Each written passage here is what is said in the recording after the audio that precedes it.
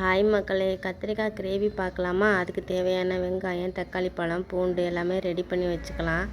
சட்டியை வச்சு எண்ணெய் ஊற்றி கடுகு போட்டு கருவேப்பிலை போட்டு வெங்காயம் போட்டு வதக்கிட்டு மிளகா, குடமிளகா போட்டு வதக்கிக்கிறாங்க. அரிஞ்சு வச்சுருக்க தக்காளியில் கத்திரிக்காய் போட்டு நல்லா கிண்டி விட்டுர்லாங்க.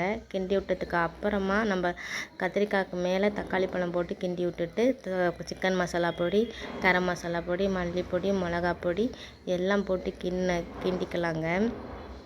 கொஞ்சம் உப்பு சேர்த்துக்கலாம், கொஞ்சம் தண்ணி சேர்த்துக்கலாம்.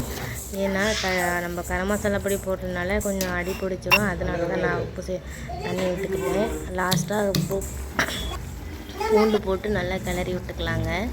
அதை நல்லா சாப்பாட்டில் போட்டு சமைச்சி சாப்பிட்டாலும், சாப்பாட்டில் போட்டு பெரட்டி சாப்பிட்டாலும் நல்லா டேஸ்ட்டாக இருக்கும். சப்பாத்தியில் போட்டு சாப்பிட்டாலும் நல்லா டேஸ்ட்டாக இருக்குங்க.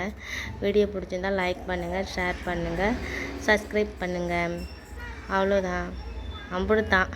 தேங்க்யூ.